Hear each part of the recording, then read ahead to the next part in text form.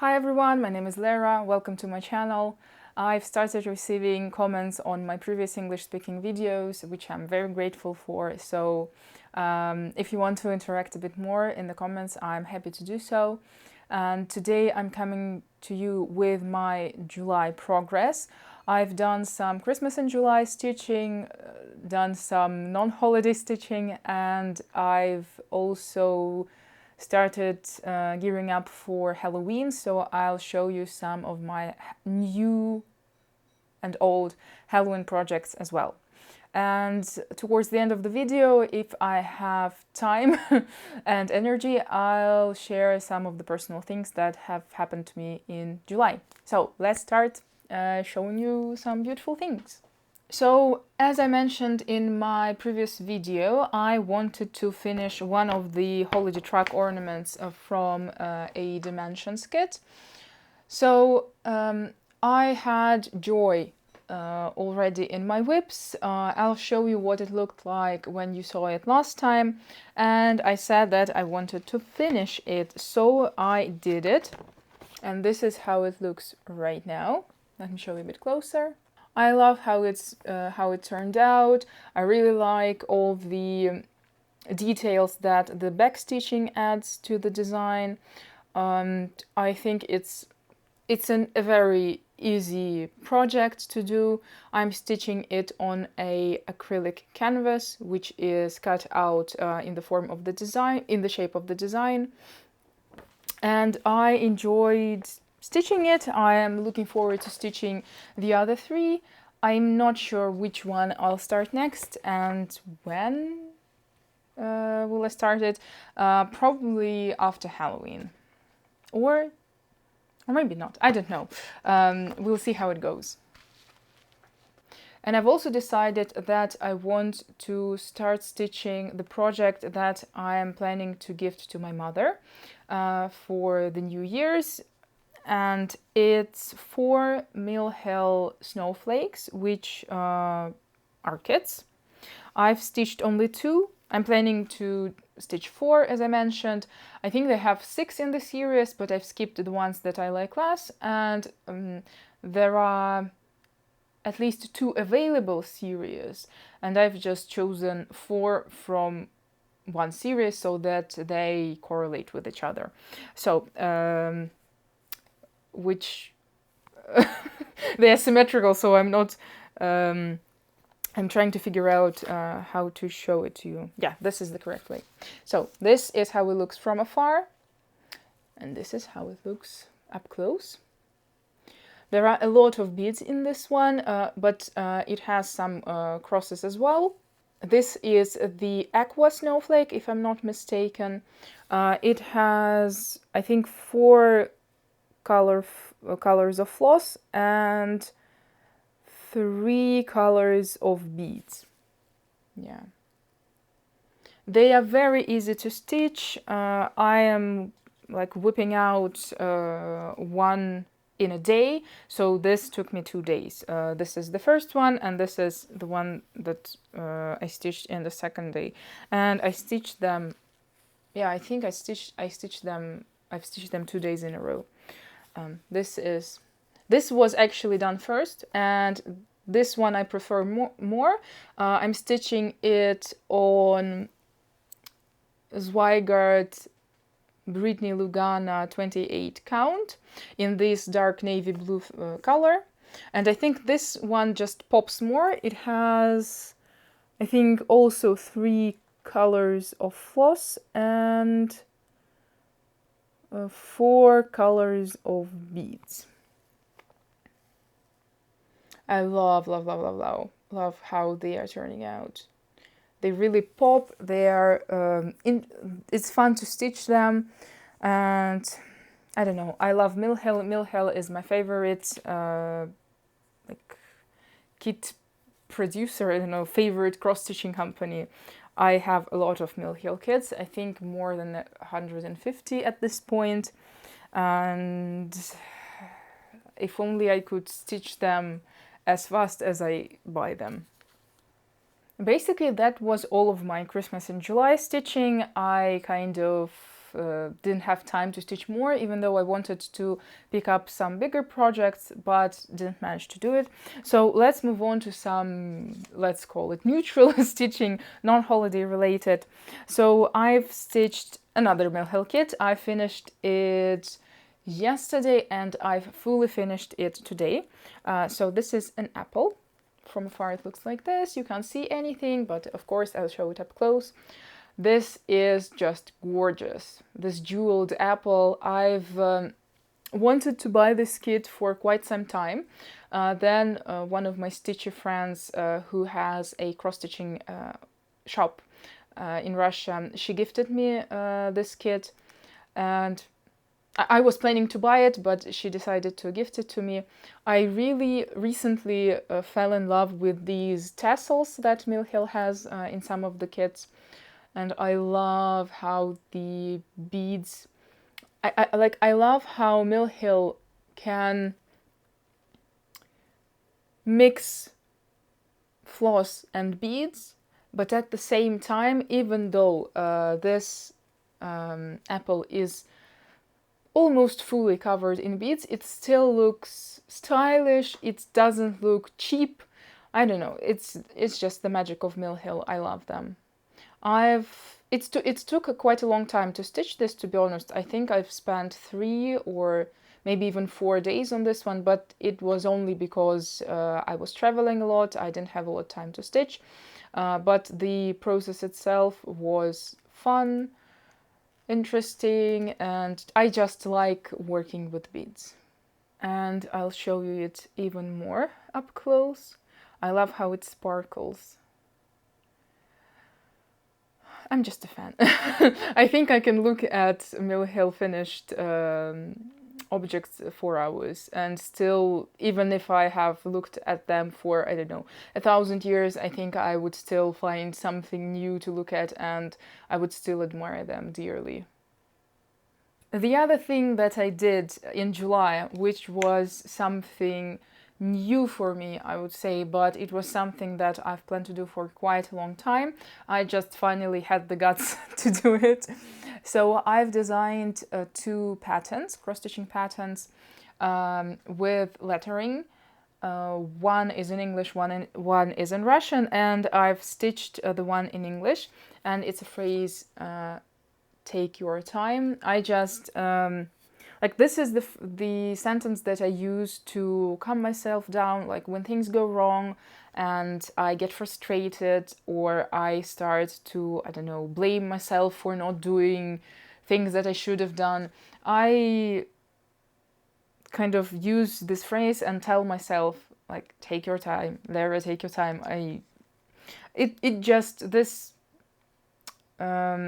This phrase helped me through quite a lot, to be honest, and for the first cross-stitching pattern that I release, I wanted to make something that really meant something for me.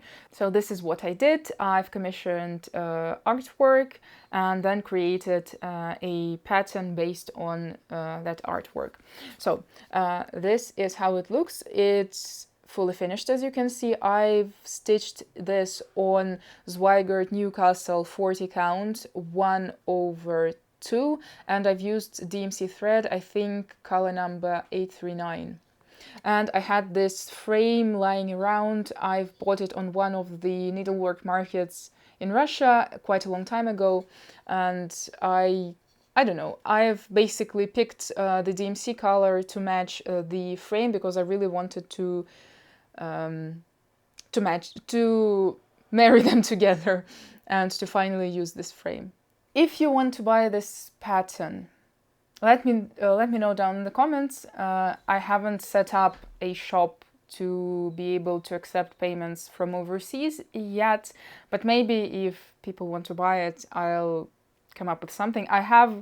In the future I have a plan, but I just haven't managed to do it yet, purely because I just maybe didn't have time to do it. Maybe if someone wants to buy it, it will be a good motivation. I won't show you the Russian version one. I think it won't be necessary.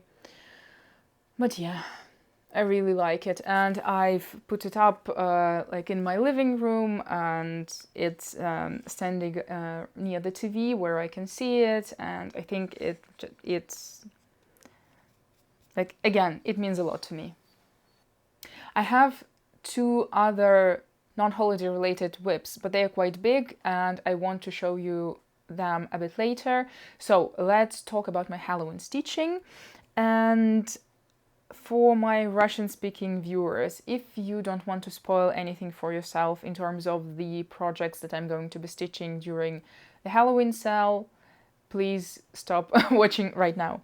So, I am hosting a Halloween sale for the Russian community, and I'm starting to to get ready and starting to stitch the things that I need to stitch, because I will be releasing videos every week. So I've picked up three projects. Two of them are kits and one is a pattern. So let's start with the pattern. I don't remember the name of the pattern, to be honest, but it's by Witch Stitcher. It looks like this from afar and up close. It has DMC Etoile thread which sparkles, but I am not sure that you can see it. So let me try. Yeah, now it's better. So it has orange Etoile and black Etoile. I still don't know how to pronounce it in English. Sorry, I haven't Googled it. And of course, the change of the background is also due to me having to film other Halloween videos. That's why I did my makeup a bit more bright than I usually do. And I don't know, I was going for Beetlejuice vibes. I don't think I've managed to do that, but I used some green in my eyeshadow. And I had this black and white dress, so let's pretend that that Beetlejuice vibes were created thanks to my green light as well. So I am stitching this Witch's Stitcher. I think it's called Vintage Halloween or something like that. I just call him Pumpkin Boy. So I'm stitching this Pumpkin Boy on a Zweigart Murano Lugana 32 count, and I've dyed it myself, so it probably shrank and the count is a bit smaller. I'm stitching it with everything that is called for, and I like how it's turning out. I really enjoy the process. It still has the frame. I have to stitch the frame still. I'll probably do it, I don't know. I'll finish it by Halloween, probably, and I hope that I will fully finish it by Halloween, and I'm planning to do a banner out of it. So this was a start. Another thing that I started was a kit by Satsuma Street, which is called House Guests. I haven't had time to fully finish it, so you won't see the whole shape probably, because it's black on black in some places. But it's this spooky house with some ghosts. I really like how the designer created their eyes, so it's like a round sparkly thing with a bead on top. This was very easy to stitch. I just breezed through it. I don't know, I started it and basically didn't want to put it down, and I highly recommend stitching Satsuma Street patterns if you haven't done that. I would say that the kit may feel a bit overpriced. This was a gift from my stitchy friend. I think it cost around $16, and considering that it's quite small and it doesn't have a lot of beads and it uses DMC, you would think that it's okay. But then when I compare it to Mill Hill kits, I think you can get, yeah, so the big Mill Hill kit right now costs around $16, I think. And this is also $16. And bigger Mill Hill kits use more thread and they have more beads. So I don't know. I really like the design, but personally, in the future, if I want to stitch more, I'll probably opt for patterns rather than kits. For Satsuma Street, I mean. Speaking of Mill Hill, I don't know, this is a Mill Hill rant video apparently. I've picked up a whip that I've started last year and didn't manage to finish it in time for the Halloween. So I've decided that my Halloween sale is a great opportunity to pick it up again and to hopefully finish it this year. I haven't brought a preview with me, but I'll insert a picture here. It's called Tangled Web. It has a beautiful spider in the middle, but right now I'm only working on a frame. I'll show you what it looked like the last time you saw it, and this is what it looks right now, And you can't see anything because I was stitching blue on blue. So this part was done, but I really wanted to connect the frame, so I started stitching with this dark navy blue, which is like on camera I think it looks almost as the color of the fabric. So I've stitched with that color, then I've added this brighter blue, and I've also finished this frame with the purple thread. Basically, I used only 3 colors. And as you've probably seen, I don't like stitching Mill Hill kits on the perforated paper. For example, the apple I stitched on a red plastic canvas. And for the spider design, I went for these Weigert Meran 27 count. I don't remember the color number, but basically this dark navy blue. It was quite difficult to stitch on it. I couldn't see the holes clearly. You need a bit of time to get into it, but once you do, it goes a lot faster. And it's difficult to stitch with these dark blue colors because it's difficult to see them on this fabric. But I remember that when I was stitching with some brighter colors like white or this turquoise, it was a lot easier. That was all of my Halloween stitching, and let's move on to my 2 bigger projects in my whips. So I usually show you 1500 stitches on my full coverage piece. I won't show you it today because I didn't pick it up, and I plan to do double the usual amount next month. So I'm planning to put in 1300 stitches in August, hopefully. The whip that I worked most in July is a Lotus fan, I think it is called, by Paradise Stitch. This is how it will look like someday. I am a fan of Paradise Stitch patterns. I stitch quite a lot of them, and I just love how she does everything. I like the blends, I like the back stitching, I like the designs that she chooses, and I especially adore the Asian series that she has. There is a series with umbrellas, which I've finished.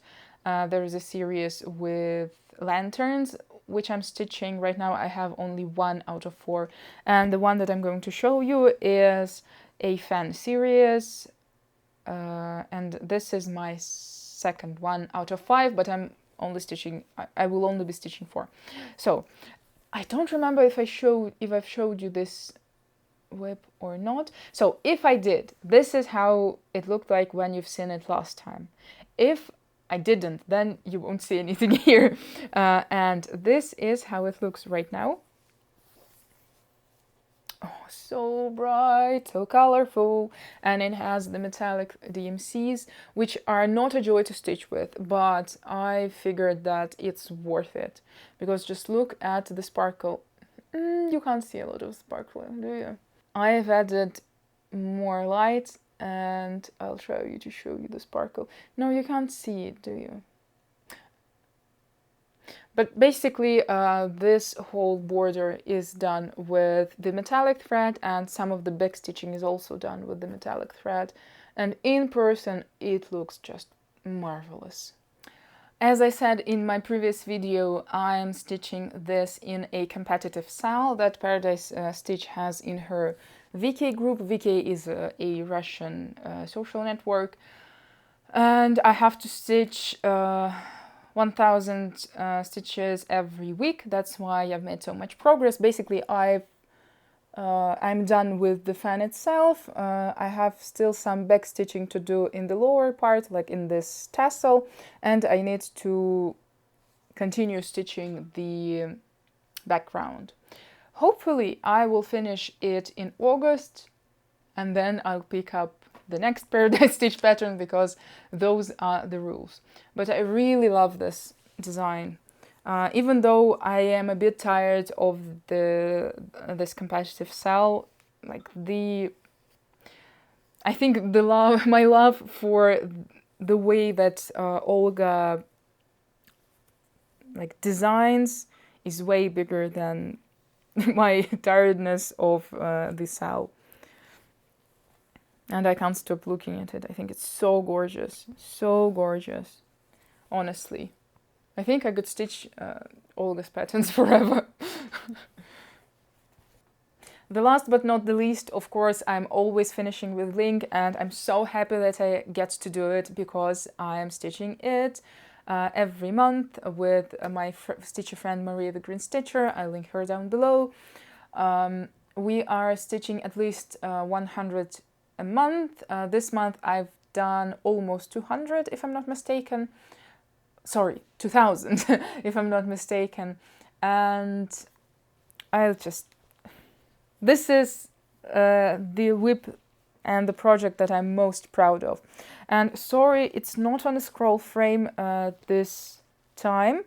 I was traveling and I was bringing it with me because I was boasting, and I had some stitching meetups, and of course I've brought him there, and I've listened to people raving about how great he looks. So this is how he looks from afar. This is 40% right now. Can you believe it?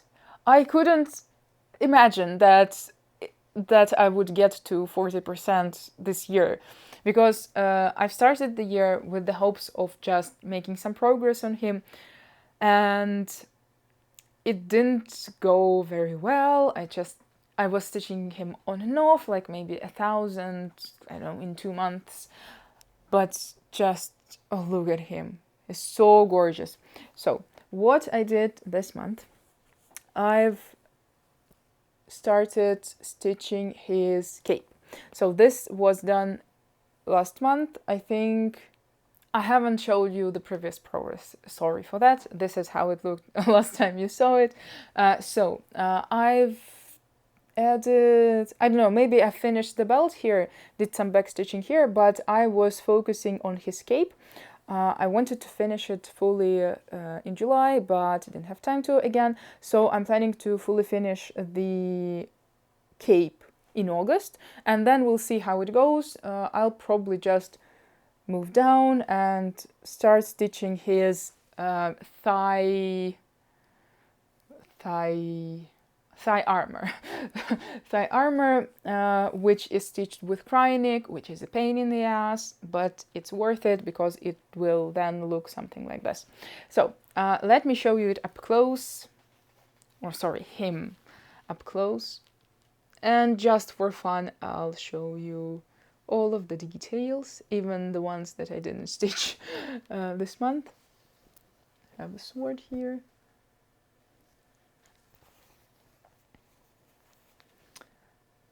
The arm. Yeah, last month I was working somewhere here, and this month I've done the cape. I think some part of it was done, just a small one, and then I've continued it downwards. And it's so easy to stitch him on a scroll frame. I'm beating myself up that I didn't buy it sooner, because I think maybe I would have done a lot more progress if I had. But again, it's just how it goes. Again, take your time. No worries. He's still at 40%, and I'm completely blown away that it's almost a halfway point. I'm really hoping that I will, I don't know, like in the ideal scenario, of course I'll finish him this year, but I'm not that optimistic. So I'm hoping for 60% this year. And then for the next year, I'll set up a goal of finishing him. But I don't know, I'm just beyond words. Again, thank you to Maria, the Green Stitcher, who suggested that we stitch Make It Pink patterns together. She is stitching Siri, I'm stitching Link, and I think we both are enjoying the process. If you want to see how Maria, how much progress Maria makes on her Make It Pink pattern, a link down below. That's it stitching wise. Thank you for watching if that's all you're interested in, which is okay. And if you are interested in some of more personal things, some of my travels, the book that I've finished this month, then stay and enjoy the last part of this video. Firstly, let's talk about the book. So actually, I think I should mention that I'm not, like, you know, some people, like, reading is their whole personality. I'm not one of those people. I rarely read books, but right now I am trying to read at least one book a month. And those are usually random. I don't have a list. Sometimes a friend recommends me a book. Sometimes I just find something that, I don't know, catches my eye. I'm also a member of a book club, which my friend is the chairman of. So this month I was reading a book which was picked for the, I think, June. It was the book of the month in June, but I wasn't able to finish it in time for the discussion, so I missed the discussion. But because it's Greek mythology themed, so let me show you it so I don't babble about nothing. So the book is called Circe. It was written by Madeline Miller, and I was actually not reading it, but I was listening to an audiobook which was voiced by Perdita Wicks, I think, and I really loved her interpretation. Like, there is something in her voice, like she has this, I don't know, raspiness, also a bit of raspiness in her voice, and I think it just fits with the character perfectly. So I really enjoyed that, but I still usually buy the paper version because in my heart, I'm a collector of all things. So I am a fan of the Greek mythology, so I've read Stephen Fry books, and I'm trying to consume like more content about Greek mythology because I mean modern, by content I mean modern interpretations of the myths, because I am very familiar with the original myths and I've read them in high school. I've listened to, I don't know, some lectures about Greek myths and Greek mythology and gods and heroes, like their historical, like the historical overview of them. And right now I am trying to get into like the modern interpretations. So Circe is the first step, or maybe the second if you count the Stephen Fry ones. So if you know any Greek mythology themed books that you think are interesting and that I should read, please drop your recommendations down below. So I can't say that I'm a huge fan of this book. I really enjoyed listening to it, but again, maybe this is just the thing with Greek mythology in general. It's like watching an Indiana Jones movie. So it's a great adventure. You don't use a lot of your brain cells. You just here to entertain yourself and have fun. So this is basically what this book does. You just watch the female protagonist grow up, and she's a goddess. So she has some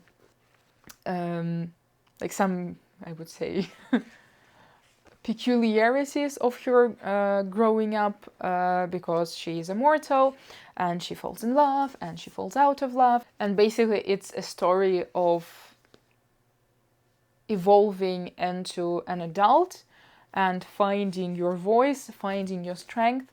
And I would say that this book probably would be very empowering to me maybe 3 years ago, maybe 4 years ago. I think it would have left a bigger mark on me if I had read it then. I still love female empowerment stories, but probably because I don't relate to this character much, I couldn't, like, it wasn't as exciting for me as I would have liked. But it's not a book thing, it's a me thing. But I would still recommend it, especially if you like stories told from a female perspective, if you like Greek mythology again, if you just want a good book which is easy to read or listen to. It's like an adventure and something that you maybe don't think too much about afterwards. Let's talk about some personal things. So I actually did quite a lot this month. I don't know how I managed to do everything that... I don't know where did I find the capacity to do all of those things. So I've showed you the pattern that I've designed. So I've designed 2 patterns this month.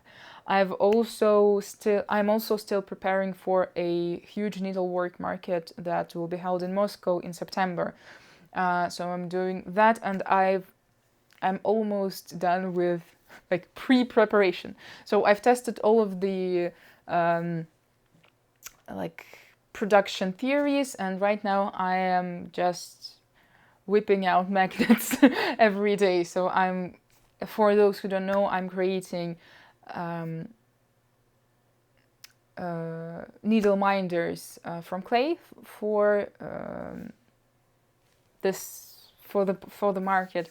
So ceramic needle minders, and I've like tested all of my theories. Basically I'm done with that, and now I'm just painting the magnets, putting them in the kiln, taking them out, putting the new ones. And for now I think I'm still on track. I still need to buy some, like I need to order magnets, some of the smaller things like packaging, but I think most of the work is done. So if we look at it like time-wise, the kind of the most difficult parts are done. Right now I just need to finish everything in time. So that's that. And I also, in between doing all of those things, I managed to squeeze in two trips. So the first trip was basically like a stitching retreat with my stitcher friend Natalie.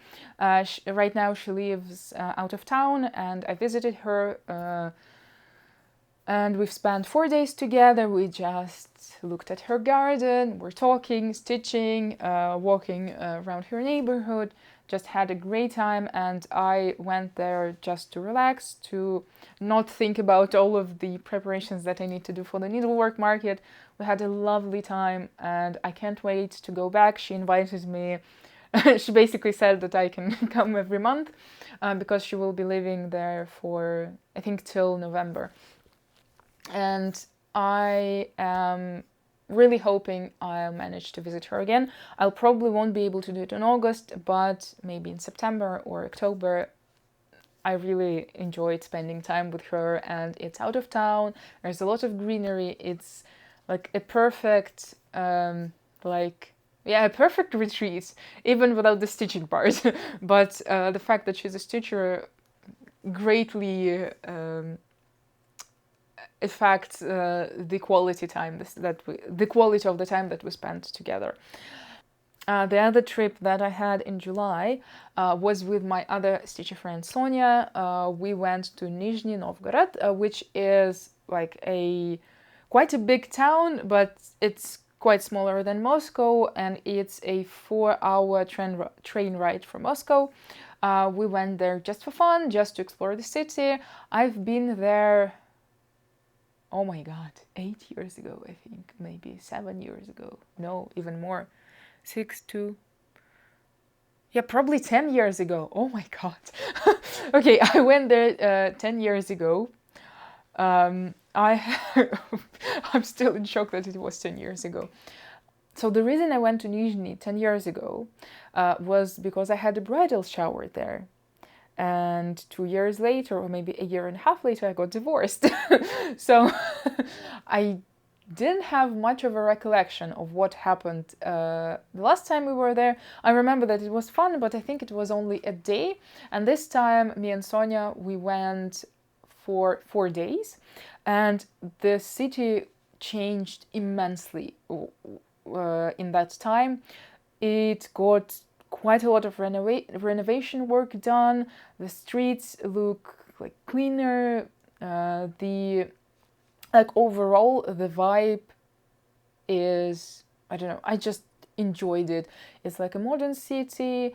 It feels usually like I live in a megapolis and I enjoy big cities, and like it's my dream to live in a big city. Right now I don't live in Moscow, I live in a smaller town outside Moscow, and it's my dream to again to move to Moscow because I really like big cities. And in Nizhny Novgorod, even though I felt that it's not as big as Moscow, but it still felt modern, it still felt looked after. It didn't feel like it was, I don't know, that it was stuck in year 2000. So I really enjoyed it. Of course, we had fun because, again, Sonia is my stitchy friend, and she's just a friend without the stitching part as well. And we just explored everything that we wanted to explore. We didn't have a plan. We just walked around the city. And if we saw something of interest, we just went there. So I've bought a kimono there, which was surprising. I've also found... we went to a thrift shop and spontaneously we were already living, and we saw a rack with kimonos, and I bought a purple kimono, which I was over the moon about. And then we went to another thrift shop, which was again a spontaneous thing. We just saw a cool looking window and decided to enter the shop. And there again, by sheer luck, I found a Jesus Christ Superstar vinyl, which has the original concept album version with Murray Head, with Deep Purple. Again, the gods of luck were shining on me that day, and Sonia was very pissed that I found that vinyl before her. And yeah, if you didn't know, and I think I didn't mention it in my English videos, but I'm a big fan of musical theater. Of course, I can't go much because we don't have a lot of musicals staged in Moscow. But like I listen to the performances, I listen to Spotify, I listen to albums on Spotify. So I can't say that I'm like a huge nerd, but I love musicals. So I've bought Jesus Christ Superstar, and it was in English, which I'm also very happy about. And when I came home, of course, I put on the record, and it sounds perfect. Like, of course, it's an old record. I think it was published in 90. So it is a version that was produced for Russia in, I think, 91, but the recording is from the album which was released in 71. But it sounds great, like considering that it was recorded in the 70s. The audio quality is great. So I'm again, I can't believe the finds that we had in Nizhny Novgorod, and maybe that contributes to the fact that I would like to go there again. We of course visited a stitching meetup there as well, had a lovely time there. I've met with some of the local stitchers. We like talked, we stitched quite a lot. I've filmed some of their of the things that they were stitching. Overall, I had a wonderful time there. So thank you to everyone, and hopefully I'll get back there sooner rather than later. That's all I have for today. Thank you so much for watching and listening and spending time with me. I hope that you had a productive hour of stitching time. I can't wait to read your comments. And as you can see, today I am in much better mood than I was when I filmed my June progress. And to be honest, I think I shouldn't have filmed that in the state that I was in. I was exhausted, and today I just feel great. I have a lot of energy, and I'm not running all over the place as I was filming my June progress. So hopefully you can feel that as well. I'll end the video now. Thank you again, and I'll see you in a month when I'll be sharing my August progress. Yes, and I'll probably show you a lot more Halloween things, and I also have a birthday in 4 days, and I'm really excited about it. And we are having a stitching meetup for my birthday, and I'll see all my stitchy friends. So if I remember, I'll probably share all about that in my next video in August. Thank you so much for watching. Bye.